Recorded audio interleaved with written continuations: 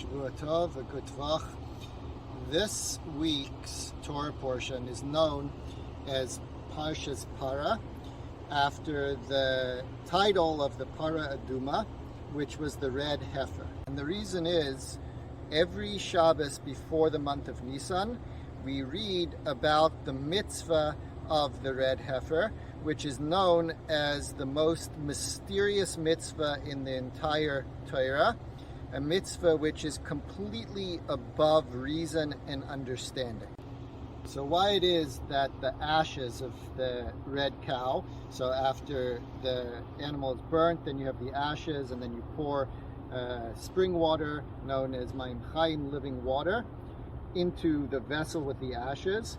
Why those ashes make somebody who is impure pure and vice versa is completely not understood. It's a mitzvah that is above reason. Nevertheless, you do have a lot of mystical secrets and explanations that are associated with that mitzvah. So let's go straight to one of the most Kabbalistic mystical discussions in Chassidus.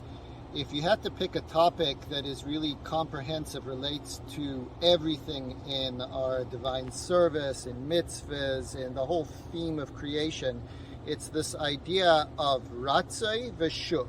Ratzai is elevation, running from below to above, and shuv is the idea of coming from above to below like a downpour. So this whole idea of elevation and then coming down is found in many contexts. It usually has to do with the emotions of a person, this fiery love that when the soul wants to elevate, nevertheless, you have to always remember that the main purpose is to come back down here in this world. So you have this constant pulsation of this elevation, and then there's this descent. As it relates to our mitzvah, our story, the elevation is the idea of the burning of the ashes, like getting to the ashes. So you have this burning. Burning is always the idea, fire is always the idea of coming from below to above. That's the elevation.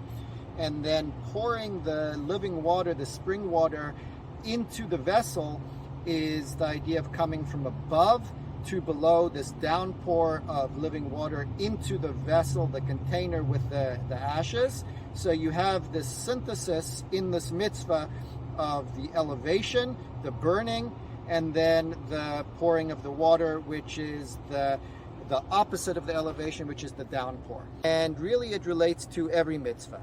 And here's the takeaway. When it comes time to all mitzvahs, one of the real novelties is this dual movement of going from below to above and above to below. What's an example of this? So let's say you have the mitzvah of tefillin. So you have an animal, and that animal is eventually made into parchment.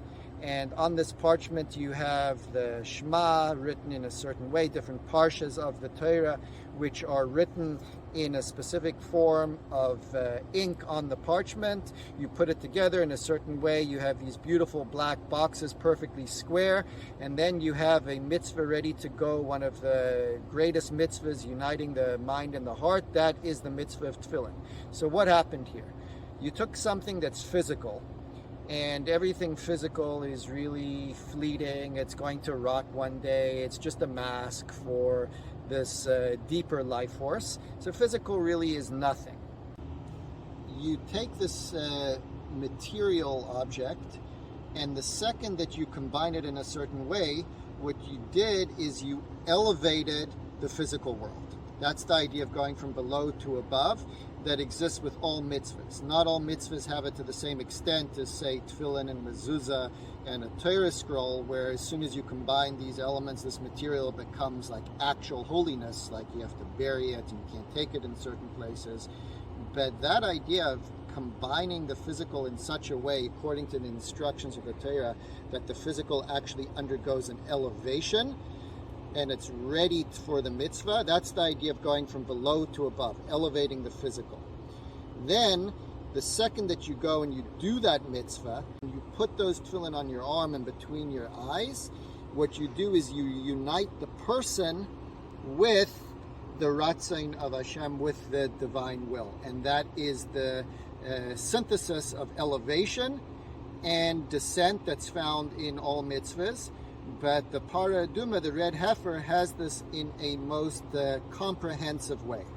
So what you have to keep in mind is every time you do a mitzvah, what you're really doing is, on the one hand, you're elevating the physical, and on the other hand, you're bringing in this unification of holiness and connecting to the divine will. That's the influx, the below to above and above to below.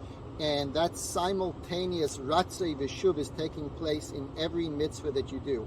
And keeping this in mind helps to understand the deeper idea of the whole purpose of mitzvahs in the first place. Have a great week.